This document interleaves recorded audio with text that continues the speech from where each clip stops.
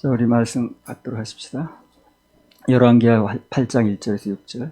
엘리사가 이전에 아들을 다시 살려준 여인에게 이르되 너는 일어나서 내 권속과 함께 거할 만한 곳으로 가서 거하라. 여호와께서 기근을 명하셨으니 그대로 이 땅에 7년 동안 임하리라.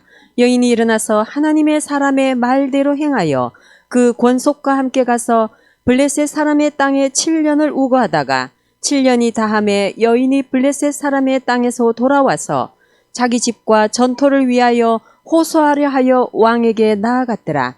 때에 왕이 하나님의 사람의 사환 게하시와 서로 말씀하며 가로되 너는 엘리사에 행한 모든 큰 일을 내게 고하라 하니 게하시가 곧 엘리사가 죽은 자를 다시 살린 일을 왕에게 이야기할 때에 그 다시 살린 아이의 어미가 자기 집과 전토를 위하여 왕에게 호소하는지라. 게하시가 가로되 내 주 왕이여 이는 그 여인이요 저는 그 아들이니 곧 엘리사가 다시 살린 자니이다. 왕이 그 여인에게 물으매 여인이 고한지라. 왕이 저를 위하여 한 관리를 임명하여 가로되 무릇 이 여인에게 속한 것과 이 땅에서 떠날 때부터 이제까지 그 밭의 소출을 다 돌려주라 하였더라. 자, 지난번 열왕기하 7장에 보면 하나님께서 아람 군대로 하여금 그 문둥이들이 걸어오는 소리를 큰 군대가 오는 소리로 들리게 하셔서 그들이 급히 도망가게 했습니다. 그래서 그 기근이 한 방에 끝났어요. 하나님이 일하시면 여러 번에 하지 않아요. 하나님은 한 번에 합니다. 그래서 우리가 한 번에 내려지는 축복, 뭐 그런 걸 받으려면 준비가 돼 있어야 돼요. 그분은 그렇게 여러 번 하질 않아요. 사람은 여러 번 합니다만 그분은 한 번에 하시거든요. 준비가 돼 있어야 되고요. 그때 기근이 뭐 어땠는지는 뭐 우리가 잘 압니다. 뭐 아이를 뭐 잡아먹는다니 그런 형편이었거든요. 근데 하나님께서 그 아람 군대가 급히 도망가느라고 모든 식량이나 물자를 다 두고 가게 하셨어요. 그래서 그 기근을 한 방에 이제 끝나게 했습니다. 자, 그런데 오늘 8장에 보니까 그 기근이 엄청난 게 끝났는데 하나님께서 엘리사를 통해서 말씀하시길 7년 동안 기근이 또 온다는 거예요. 겨우 끝났는데 7년 기근이 또 온다는 얘기를 하는 겁니다. 자, 그러면 성경에 보면 이스라엘 백성들이 들어간 그 가나안은 젖과 꿀이 흐르는 땅이라고 그랬거든요. 그렇죠? 풍성하다 그 말이거든. 그럼 축복받은 땅에 왜 자꾸 기근이 오냐는 거예요, 그러면. 그 옆에 땅은 나중에 보면 풍년이 들어서 피신두고 하고 그러는데 이걸 한번 생각해 볼 필요가 있다는 겁니다. 그냥 넘길 게 아니라. 그렇게 약속의 땅으로 축복받은 땅으로 그렇게 예약된 땅인데 그래서 들어간 땅인데 왜 기근이 자꾸 오냐는 거예요. 겨우 끝나니까 또 오고. 왜 땅의 양식이 자꾸 모자라고 핍절하는가 그런 얘기죠. 이거는요 우리가 삶에서도 적용할 수 있어요. 우리가 왜 하나님 자녀라고 그러는데 자꾸 어려움이 오고 뭐 부족한 게 생기고 뭐 이렇게 좀 뭔데 만족스럽지 못한 일이 왜 생기는가, 이제 그런 걸 우리 생각해 볼 수 있거든요. 그건 왜 그러냐면요, 먼저 하늘의 양식인 말씀이 기갈이 오는 거예요. 그래서 그런 겁니다. 왜 그렇다고요? 그 땅에서 뭔가 부족한 걸 먼저 생각할 게 아닌 거예요. 하늘의 양식이 먼저 그들에게 떨어지지 않는 거예요. 말씀의 기갈이 오니까 거기에 따라서 나타난 현상이 땅에서도 기근이 오더라는 겁니다. 그럼 반대로 하늘의 양식이 채워지고 말씀이 풍성하면 땅의 것은 저절로 되는 거예요. 저절로. 그 순서를 바꾸면 안 돼. 순서. 사람들은 그 순서가 바뀐지도 모르고 자꾸 땅의 것이 안 된다고 그러는 거예요. 뭐 땅의 것이 안 풀린다, 뭐가 부족하다, 그런 얘기만 하고 앉았지 왜 그런가 원인을 모르는 거예요. 그 원인을 교회가 알려주는 겁니다. 그래서 이스라엘 사람들이 그 당시에 하늘의 말씀이 오지 않는 거예요. 왜 안 올까요 또? 듣고자 하질 않으니까. 하늘의 양식이 궁핍이 생기니까 땅의 기근이 자꾸 온다는 거예요. 그래서 이 문제는 영맥과 육맥이 같이 간다는 걸 알아야 풀린다는 거죠. 아모스 8장 11절. 주 여호와께서 가라사대 보라 날이 이를지라 내가 기근을 땅에 보내리니 양식이 없어 주림이 아니며 물이 없어 가람이 아니요 여호와의 말씀을 듣지 못한 기갈이라. 그렇죠. 말씀이 기갈이 오면 땅에 기갈이 온다고 그러죠. 바로 그 얘기를 하는 거예요. 그러니까 그렇게 약속받은 땅에 왜 자꾸 오냐는 거예요. 기근이. 그것은 먼저 그들이 말씀을 잘 안 받는 거예요. 그래서 영의 양식이 없다 보니까 그것에 대한 모형으로 나타나는 게 땅의 양식 기근이 왔다는 거예요. 그 다음에 아모스 3장 2절. 내가 땅의 모든 족속 중에 너희만 알았나니 그러므로 내가 너희 모든 죄악을 너희에게 보응하리라 하셨나니. 네. 그 땅이 당시 주위에는 그 기근이 없잖아요. 그렇죠? 네. 근데 유독 왜 이스라엘 나라에만 기근이 있었는가? 네. 이스라엘은 하나님의 특별한 선택을 받은 겁니다. 사랑을 받는 나라이기 때문에 그러는 거예요. 사랑하니까 그런 겁니다. 그래서 위로부터 하늘의 양식만 풍성하게 쏟아지면 땅에서의 양식은 저절로 풍성해집니다. 예. 세상 사람들이 이 원리만 알아도 사는 방법이 달라집니다. 이걸 모르는 거예요. 이거를. 간단한 얘기인데. 영맥과 육맥이 같이 간다는 거. 우린 땅의 것을 구하기 전에 먼저 하늘의 양식인 말씀을 구하고 사모해야 되는 거예요. 그럼 땅의 것은 저절로 되는 겁니다. 사람들은 그건 생각 안 하고 자꾸 땅에서만 구하려고 그러는 거야. 예. 마태복음 6장 9절에서 보면 주님 가르치신 기도가 나오거든요. 주기도문이라고 그러죠. 예. 거기 보면 우리에게 일용할 양식을 주옵시오 그랬죠. 이게 단순히 땅의 양식만 구하라는 게 아닙니다. 그게. 먼저 하늘의 만나, 즉 하늘의 양식인 말씀을 구하면 땅의 양식은 저절로 부어지겠다는 거예요. 예. 너희는 먼저 그의 나라와 그 일을 구하라. 그리하면 이 모든 것을 너에게 더하시리라. 우리나라도 여러분 잘 아시겠지만 우리 역사 이래로 5,000년을 가난하게 살았습니다. 멀리 볼 것도 없이 내가 어렸을 때만 해도 아주 가난했어요. 그래서 그전에는 보릿고개, 초근 목피, 구황식물 그런 말들이 아주 귀에 익숙한 단어였습니다. 그러나 60년대, 70년대에 우리나라에 교회 부흥기가 왔습니다. 하늘의 양식이 풍부해졌어요. 근데 땅의 양식이 저절로 풍성해지더라고요. 전 세계에 나가보면 우리나라가 얼마나 잘 사는 나라라는 걸 알 수 있어요. 지금 젊은 사람들은 초근 목피니, 보릿고개니, 구황식물이니 그런 말을 잘 알아듣지도 못해요. 세계적으로도 마찬가지입니다. 예배에 성공해서 하늘의 양식이 풍성했던 나라들은 거의 예외 없이 땅의 양식도 풍성해졌어요. 이 미국이란 나라가요, 원래 인디안들이 살 때는요, 황무지였어요, 그야말로요. 그리고 비옥한 땅이 아니었습니다. 청교도들이 들어가서 예배에 성공하니까 그거로 아주 비옥한 땅이 됐죠. 한때는 농사가 너무 잘 돼가지고요, 농산물이 너무 많이 잉여되니까, 쌓이니까 가까운 바다에 싣고 나서 버렸습니다, 그거를, 미국 사람들이요. 그렇게 양식이 남아 들어갔어요. 다른 나라 다 굶어 죽을 때. 이스라엘 땅도 블레셋이죠. 팔레스타인 사람들이 거주할 때는 대부분 황무지였어요, 그게. 사막이었습니다. 근데 이스라엘 사람들이 들어가면 옥토로 변하는 거예요, 그게. 왜 그러냐면 육맥과 영맥이 같이 가니까 그래요. 그래서 이러한 원리를 오늘 우리 삶 속에 확대해서 적용하면 아주 적용은 할 게 많습니다. 사랑하는 자여, 내 영혼이 잘됨 같이 네가 범사에 잘되고 강건하기를 내가 간구하노라.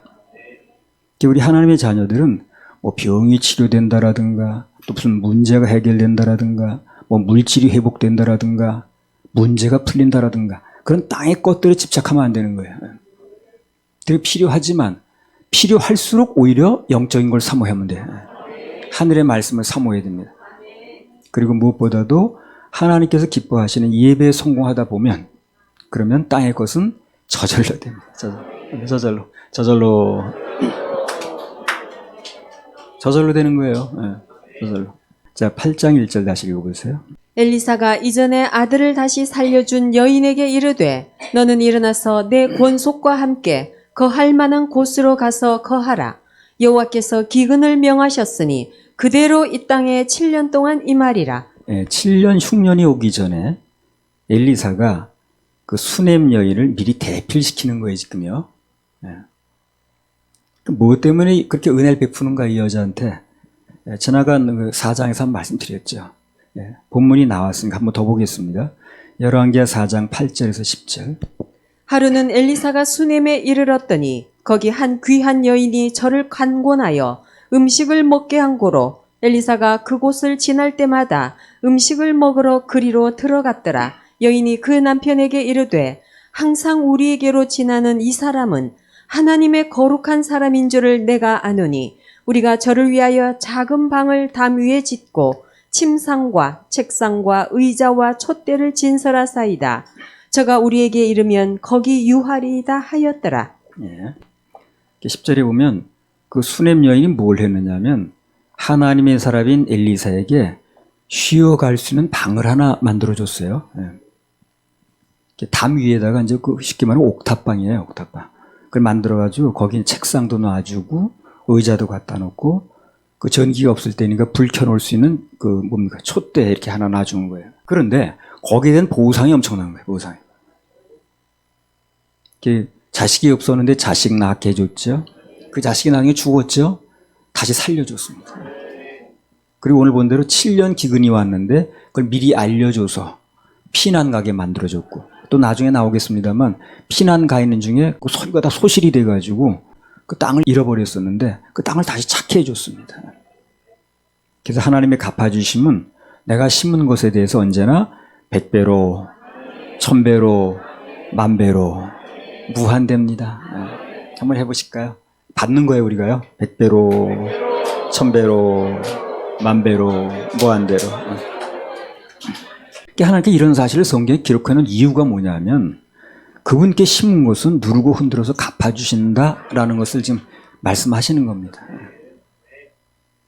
성경에 보게 되면 하나님과 관련해서 뭔가를 대접한 사람에게는 그 사람의 재앙을 미리 막아주는 그런 복을 주셨어요. 그걸 보면 엘리사를 대접한 수넴 여인에게 흉년을 미리 알려주시죠. 이렇게 재앙을 면하게 해주시잖아요. 구약 성경 창세기 18장에 보면 아브라함이 하나님과 천사를 대접하니까 그 소돔에서 일어날 재앙을 미리 막아주시죠. 그래요? 그리고 조카인 롯에게 피할 길도 주시고. 이 사건의 이제 궁극적인 의미가 뭐냐면요. 이제 앞으로 온 지구상에 이건 뭐 믿거나 말거나 앞으로 일어나는 일이에요. 7년 대환란이 옵니다. 그래서 그 환란이 오기 전에 당신의 신부들 교회지요. 먼저 안전한 곳으로 피신시킬 거예요. 피신시키죠, 먼저. 흉년이 오기 전에. 7년 흉년이 오기 전에 피신시키죠. 똑같은 거예요, 이게요. 그래서 앞으로 7년 그 대환란이 기근을 포함해서 이 온 지구상에 오거든요. 이미 시작된 거예요, 지금요. 천재지변이 다 그렇게 시작된 겁니다, 지금. 지금 병이 돌아다니는 거 다 시작된 거예요, 이게요. 근데 이제 교회가 아직 있기 때문에 그게 제어되고 있는 거죠. 교회가 이제 옮기게 되면요. 이 지구상엔 뭐 더 말할 수 없는 게 막 벌어집니다. 하나님께서 당신의 신부들을 먼저 안전한 곳으로 피신시킬 것을 상징적으로 나타내는 말이 오늘 이 사건인 거예요. 그래서 7년 환란 전에 미리 대필시키는 거예요. 그리고 나중에 흉년 후에 오늘 수넴 여인이 땅을 다시 찾았어요. 그래서 자기 땅으로 만들어 줬는데 우리에게도 7년 환란 후에는 땅을 찾아주십니다. 똑같아요, 똑같아. 그게 바로 누가복음 19장에 나오는 문화의 비유라. 한번 읽어보겠습니다. 누가복음 19장 15절에서 19절. 귀인이 왕위를 받아가지고 돌아와서 은준 종들의 각각 어떻게 장사한 것을 알고자 하여 저희를 부르니 그 첫째가 나와 가로되 주여 주의 한 문화로 10문화를 남겼나이다. 주인이 이르되 잘하였다 착한 종이여 내가 지극히 작은 것에 충성하였으니 10골 건세를 차지하라 하고 그 둘째가 와서 가로되 주여 주의 한 문화로 5문화를 만들었나이다. 주인이 그에게도 이르되 너도 5골을 차지하라 하고. 귀인은 예수 그리스도를 얘기를 합니다. 주님께서 다시 오시면 뭘 하느냐면 땅을 재분배하는 거예요. 땅이 최종적으로 주님께서 재분배하시거든요, 앞으로요. 그때 받아야 진짜 내 땅이 되는 거예요. 지금 등기만 자기 거죠. 등기 해놨다고 실제 그 땅이 자기게 되는 게 아닙니다. 가져가지 못하잖아요. 죽을 때 놓고 가고. 그리고 그거 뭐 내가 무슨 그걸 뭐 어디로 간다고 해서 들고 다닐 수 있는 게 아니거든. 여호수아서에 보니까 전쟁이 다 끝나니까 곧 뭘 합니까? 땅 나누기를 하죠. 그래서 앞으로도 우리 주님께서 이 땅에 재림하시면 땅 나누기에 들어갑니다. 그래서 우리는 그날을 바라보면서 땅에서 각종 환경과 전투를 벌이고 있는 거예요. 그래서 우리는 기대하시라 개봉박두. 그래서 하나님을 위해서 뭔가 수고하고 애쓰는 거 악고하거나 가슴 아파할 필요 없습니다. 하나님께서 나중에 보면요 100배로 1000배로 만배로 그야말로 무한대로 갚아주십니다. 할렐루야. 우리 하나님께 박수 올려드려요. 열왕기하 8장 1절에서 3절. 엘리사가 이전에 아들을 다시 살려준 여인에게 이르되 너는 일어나서 내 권속과 함께 거할 만한 곳으로 가서 거하라. 여호와께서 기근을 명하셨으니 그대로 이 땅에 7년 동안 임하리라.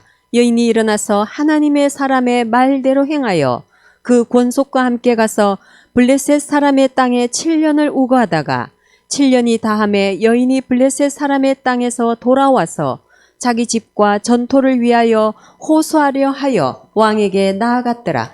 자, 엘리사가 수넴 여인에게 말하기를 너는 일어나서 내 가족과 함께 거할 만한 곳으로 흉년 들지 않은 곳으로 가라는 거예요. 여호와께서 기근을 명하셨기 때문에 이 땅에 7년 동안 기근이 있을 것이다. 그랬더니요. 그 여인이 어떻게 했습니까? 일어나서 하나님의 사람의 말대로 했다는 거예요. 그러니까 이제 우리가 뭘 봐야 되냐면요. 여기 수넴 여인처럼 하나님께서요. 어떤 재앙이 오게 되면 미리 말씀을 하세요. 그냥 예고 없이 막 하지 않습니다. 여러분 생각해 보세요.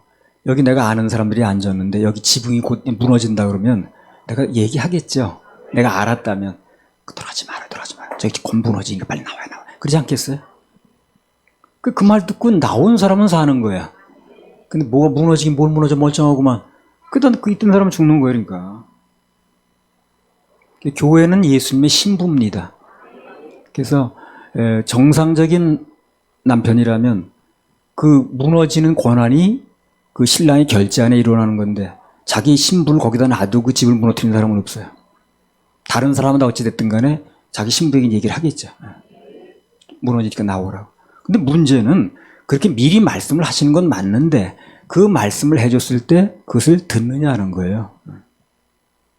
이 땅의 멸망이라든가 이런 거 지금 다 말씀하시는 거거든, 지금요. 베드로서 보면 하늘이 불에 의해서 녹아지고 떠나간다 그러잖아요. 그래서 지금 구원받을 때라고 얘기하죠. 미리 얘기를 했건만 그걸 듣는 사람이 있는가 하면 아예 안 듣는 사람이 있는 거예요. 그 귀가 들려야 복이 있는 거예요. 그래서 여기 수넴 여인처럼 재앙이 오기 전에 피하라는 그 말씀이 반드시 오게 돼 있는데 그런 음성이 들리면 그런 말씀을 듣게 되면 주저없이 순종을 해야 된다는 거예요. 그 경고를 듣고도 피하지 안 피하면 그 사람 책임입니다. 그거는. 그렇잖아요. 아모스 3장 6절 7절. 성읍에서 나팔을 불게 되고야 백성이 어찌 두려워하지 아니하겠으며 여호와의 시키심이 아니고야 재앙이 어찌 성읍에 임하겠느냐. 주 여호와께서는 자기의 비밀을 그 종 선지자들에게 보이지 아니하시고는 결코 행하심이 없으시리라. 뭔가 재앙이 있기 전에는 반드시 당신의 살아가는 자녀들에게 보여주시고 알려주시고 피할 길을 주시고 그러고 한다는 거예요. 피할 길을 반드시 주세요. 근데 문제는 그런 말씀이 들렸을 때 우리가 믿고 피하느냐 아니냐는 우리한테 선택이 달린 거예요. 본인 선택입니다. 그거는. 그 롯의 사위들한테 다 얘기했잖아요. 그죠? 또 그때 농담으로 여기니까 안 되는 거지 뭐. 자, 고린도전 10장 13절. 사람이 감당할 시험 밖에는 너희에게 당한 것이 없나니 오직 하나님은 미쁘사 너희가 감당치 못할 시험 당함을 허락지 아니하시고 시험 당할 즈음에 또한 피할 길을 내사 너희로 능히 감당하게 하시느니라. 그래요. 감당할 수 없는 시험은 주지 않으실 뿐더러 그런 시험이 오게 되면 피할 길을 주신다는 거예요. 약속입니다. 약속. 그런데 안 피하면 문제가 되는 거예요. 그럼 그 사람 책임이에요. 누가복음 15장에 보면 그 집 나간 탕자를 위해서 아버지는 다 준비해 놓으시죠. 돌아오면 어떻게 해주려고. 그 탕자가 마음을 꺾고 돌아왔으니까 그 혜택을 보는 거지. 안 돌아오면 소용없는 거예요. 아무리 준비됐어도. 그래서 구원도 그렇습니다. 예수님께서 십자가에서 인간의 지옥 갈 모든 죄를 다 해결하셨어요. 십자가에서. 그분이 다 해결해 오셨습니다. 그런데 그것을 믿고 받아들일 때 그 사람에게 효과가 나타나는 거예요. 효력 조건이 그거예요. 다 만들어 놔셨는데 부뚜막에 소금을 쌓아놨는데 집어넣어야 되듯이 하나님께서 해놓으신 구원을 자기가 그렇습니까? 네, 받아들이겠습니다 하고 믿고 받아들일 때 그 사람께 되는 거예요. 뭐가 그래요? 그러면 아닌 거예요. 그래서 그분이 해놓으신 것을 믿고 받아들일 때 나에게 효과가 나타난다는 거죠. 그 말씀에 튀면 안 되는 거예요. 그래서 그처럼 어리석은 일이 없어요. 하나님이 다 약속의 말씀 왜 튀는가? 그거를 받으면 내 거 되는 건데. 비슷한 맥락에서 매사에 내 생각과 마음을 내려놓고 오직 주님께 모든 걸 다 맡기면, 그러면 그분께서 예비한 놀라운 복들이 있는데 다 누릴 수가 있습니다. 그 축복의 주인공들이 됩니다. 할렐루야. 우리 하나님께 박수 올려드려요. 자, 열왕기하 8장 3절에서 6절. 7년이 다함에 여인이 블레셋 사람의 땅에서 돌아와서 자기 집과 전토를 위하여 호소하려 하여 왕에게 나아갔더라. 때에 왕이 하나님의 사람의 사환 게하시와 서로 말씀하며 가로되 너는 엘리사의 행한 모든 큰 일을 내게 고하라 하니 게하시가 곧 엘리사가 죽은 자를 다시 살린 일을 왕에게 얘기할 때에 그 다시 살린 아이의 어미가 자기 집과 전토를 위하여 왕에게 호소하는지라. 게하시가 가로되 내 주 왕이여 이는 그 여인이요 저는 그 아들이니 곧 엘리사가 다시 살린 자니이다. 왕이 그 여인에게 물으매 여인이 고한지라. 왕이 저를 위하여 한 관리를 임명하여 가로되 무릇 이 여인에게 속한 것과 이 땅에서 떠날 때부터 이제까지 그 밭의 소출을 다 돌려주라 하였더라. 네. 자, 이건 수냄 여인이 왕에게 자기 땅에 대해서 호소하러 들어왔어요. 뭘 호소하려고 그러는 거야, 지금? 땅이 잃어버렸다는 거 전쟁통에 찾아달라고. 그런데 그 찾아온 시간이 참 절묘한 거야. 찾아온 시간이. 그때 뭘 하고 있었냐면 왕이 수냄 여인의 아들이 저번에 살아났죠. 그거에 대해서 관심을 갖는 거예요, 왕이. 야, 그 사람이 죽었다 살아났단 말이야? 정말이야? 그래가지고 그 게하시하고 그걸 얘기하고 있던 참이에요. 당연히 그 아들의 엄마인 수냄 여인에 대해서 관심이 있겠죠. 예. 그걸 가지고 묻고 관심을 가지고 할 때 그때 들어온 거예요, 이 여자가. 예. 그러니까 바로 이 여자입니다. 이 여자가 그 아들 살아난 사람이에요. 그리고 그 엘리사가 한 큰 일에 대해서 막 얘기하고 있을 때 그 엘리사를 이 여자가 대접했다니까요. 그런 얘기를 하고 있는 거예요, 지금. 그거 얘기할 때 들어오는 거예요. 그 얼마나 기회가 좋습니까? 그러니까 그렇게 맞춤복의 시간을 누가 짜냐는 거예요. 주께서, 하나님께서. 바로 그겁니다. 누가 됐든 자기 인생의 계획을 하나님께 온전히 맡기기만 하면 그분께서 그 사람의 시간을 맞춤복으로 짭니다. 맞춤복으로 짜요. 에스더 5장 13절 14절. 그러나 유다 사람 모르드게가 대궐문에 앉은 것을 보는 동안에는 이 모든 일이 만족하지 아니하도다. 그 안에 세레스와 모든 친구가 이르되 50규빗이나 높은 나무를 세우고 내일 왕에게 모르드게를 그 나무의 달기를 구하고 왕과 함께 즐거이 잔치에 나아가소서. 하만이 그 말을 선히 여기고 명하여 나무를 세우니라. 지금 상황이 어떤 상황이냐면 하만이라는 사람이 이 모르드게가 자기한테 인사를 안 오는 거야. 괘씸하게 여겨가지고 목매달려고 큰 기둥을 세웠습니다. 그리고 모르드게만 죽여서 되는 게 아니라 그 민족이 다 죽이겠다고. 이렇게 하고 죽이기 전날 밤에 그날에. 전날 밤. 근데 그날 밤에 무슨 일이 벌어졌는가? 이제 요게 또 우리. 자, 에스더 6장 1절에서 11절. 이 밤에 왕이 잠이 오지 아니하므로 명하여 역대 일기를 가져다가 자기 앞에서 읽히더니 그 속에 기록하기를 문 지킨 왕의 두 넷이 빅다나와 데레스가 아하수에로 왕을 모살하려 하는 것을 모르드게가 고발하였다 하였는지라. 왕이 가로되 이 일을 인하여 무슨 존귀와 관작을 모르드게에게 베풀었느냐. 시신이 대답하되 아무것도 베풀지 아니하였나이다. 왕이 가로되 누가 뜰에 있느냐. 마침 하만이 자기가 세운 나무에 모르드게 달기를 왕께 구하고자 하여 왕궁 바깥들에 이른지라. 시신이 고하되 하만이 뜰에 섰나이다. 왕이 가로되 들어오게 하라 하니 하만이 들어오거늘 왕이 묻되 왕이 존귀케 하기를 기뻐하는 사람에게 어떻게 하여야 하겠느뇨. 하만이 심중에 이르되 왕이 존귀케 하기를 기뻐하시는 자는 나 외에 누구리요 하고 왕께 아뢰되 왕께서 사람을 존귀케 하시려면 왕의 입으시는 왕복과 왕의 타시는 말과 머리에 쓰시는 왕관을 취하고 그 왕복과 말을 왕의 방백 중 가장 존귀한 자의 손에 붙여서 왕이 존귀케 하시기를 기뻐하시는 사람에게 옷을 입히고 말을 태워서 성중 거리로 다니며 그 앞에서 반포하여 이르기를 왕이 존귀케 하기를 기뻐하시는 사람에게는 이같이 할 것이라 하게 하소서.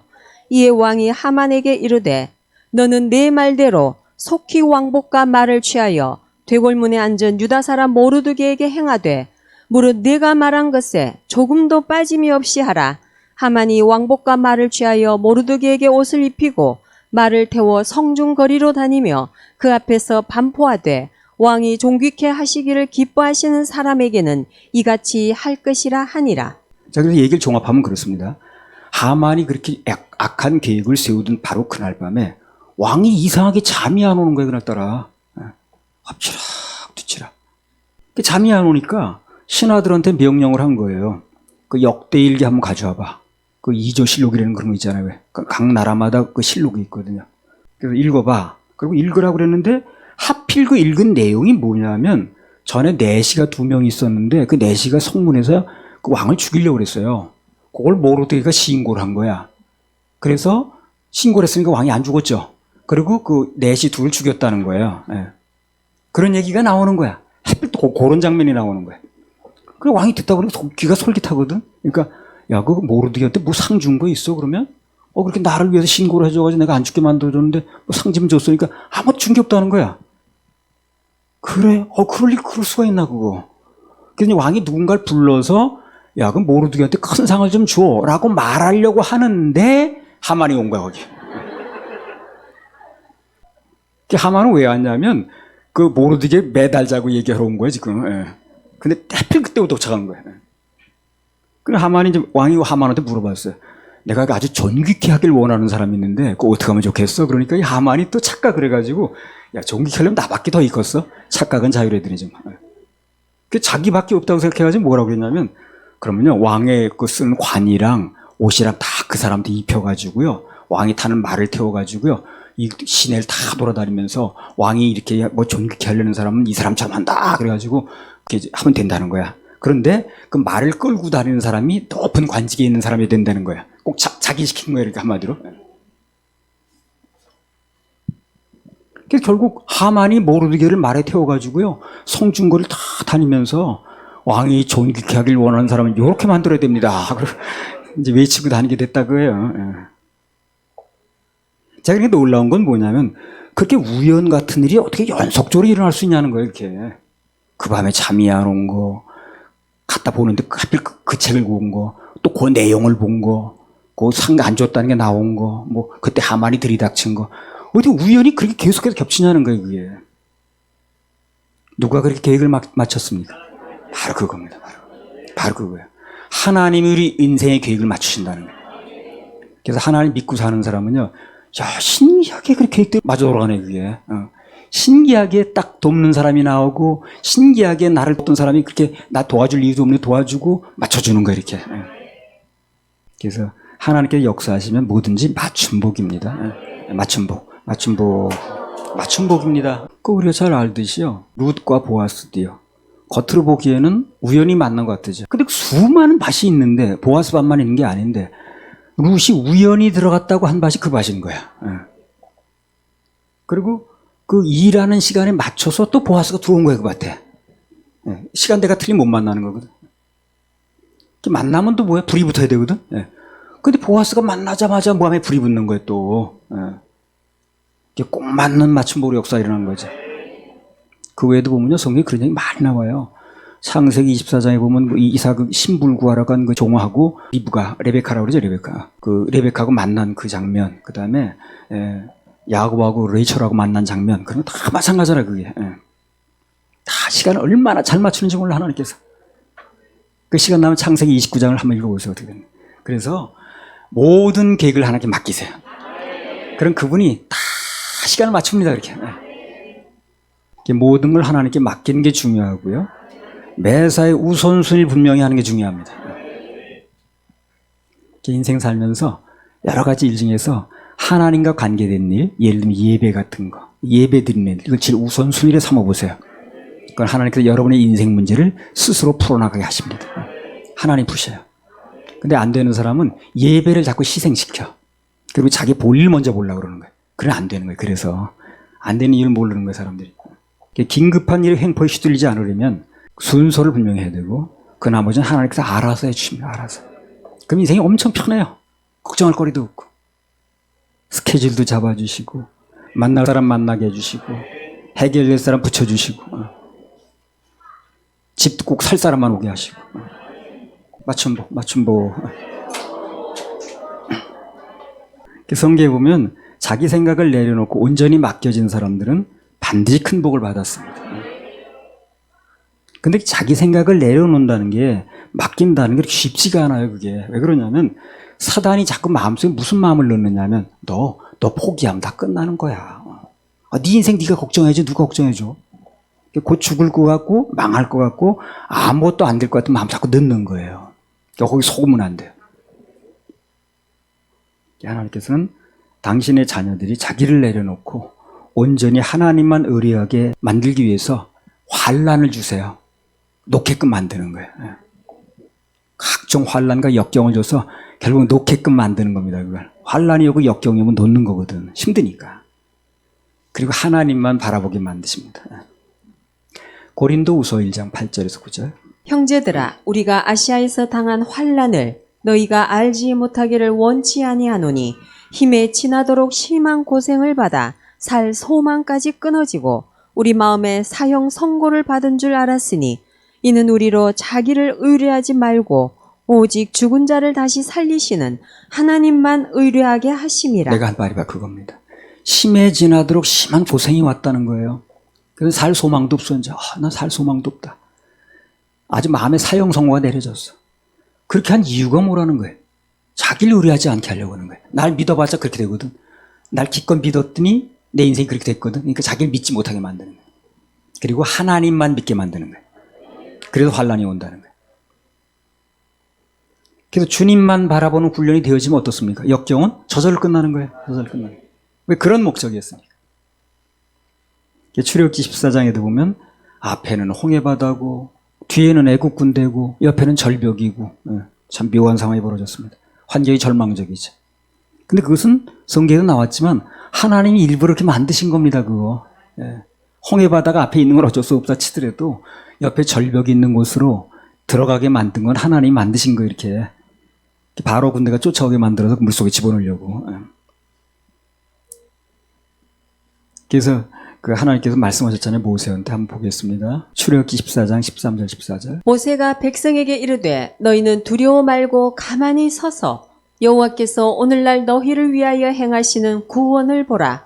너희가 오늘 본 애굽 사람을 또다시는 영원히 보지 못하리라. 여호와께서 너희를 위하여 싸우시리니 너희는 가만히 있을지니라. 여호와께서 너희를 위하여 싸우시니 너희는 가만히 있을지니라. 정답은 뭐냐면요. 하나님께서 대신 싸우시는 걸 보여주려고 하는 거예요. 너희 인생에 그 어려운 일이 생기면 내가 대신 싸워주는 거야 하는 걸 가르쳐 주시려고. 그러니까 인생에 어려운 일이 생기면 어떻게 해야 돼요? 나를 위해서 싸워주실, 일해 주실 하나님을 바라봐야 되겠죠.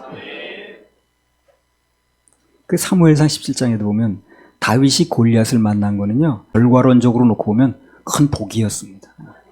그것 때문에 초고속 승진을 하는 거예요. 이 사람이.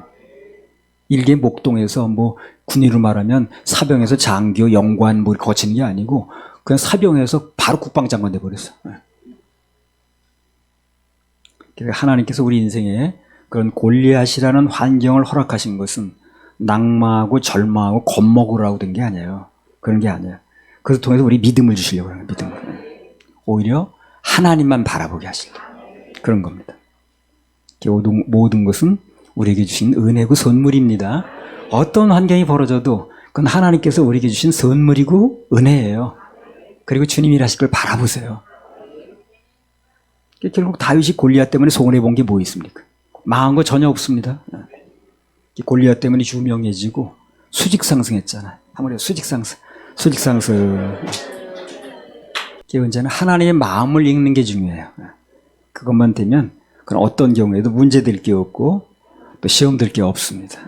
그래서 우리 하나님의 자녀들은 비록 삶 속에서 이해 못할 일이 벌어져도 하나님께서 이 일을 통해서 나에게 일해 주시고 칭찬받게 하시려고 그러는구나. 명성을 얻게 하시려고 그러는구나. 수직 상승시키려고 하시는구나. 그렇게 생각하세요. 틀림없습니다. 틀림없어요. 로마서 5장 3절 4절. 다만 이뿐 아니라 우리가 환난 중에도 즐거워하나니 이는 환난은 인내를, 인내는 연단을, 연단은 소망을 이루는 줄 알미로다. 자, 그럼 어떻게 환난 중에 즐거워할 수가 있는가? 결국 합력선 전화벽으로 만들어 주실 거니까. 그래서 우리 즐거워하는 거예요. 합력선 해 주실 거야. 전화위복으로 만들어 주실 거야. 누가복음 15장에 나온 탕자도 아버지 곁을 떠났죠. 하필 그 땅에 떠난 땅에 흉년이 드는 거야. 그건 왜 그런 거야? 왜 하필 난 되는 게 없어 정말 죽어라 하네. 내가 온 땅에 하필 흉년이 들 게 뭐 있나? 하나님이 그렇게 하시는 거예요. 왜? 돌아오라고. 돌아오라는 사인이에요 그게. 요나의 풍랑도 마찬가지고. 그 멀쩡하던 바다의 풍랑이 왜 이러냐는 거야. 돌아오라고. 사인을 빨리 볼 줄 알아야 돼. 이 선수가 사인을 못 보면 안 돼요. 감독이 사인을 계속 주잖아요. 근데 사인을 못 보는 거야 이 선수가. 그러면 그 사람 쓸 수가 없잖아요. 사인을 잘 봐야지. 그래서 우리 하나님의 자녀들은 그분의 사인을 잘 봐야 돼. 어려운 환경 가운데 있을 때는 사인을 잘 봐야 돼요. 그 환경과 싸우려고 하지 말고 무조건 아버지 품으로 돌아와서 안기면 돼요. 그럼 오히려 좋은 일이 기다리고 있습니다. 그래서 이번 주간에도 또 앞으로도 어떤 경우에도 일하실 주님만 바라보면 그럼 아주 좋은 일이 일어날 겁니다. 할렐루야. 이렇게 하나님께 박수 올려드려요.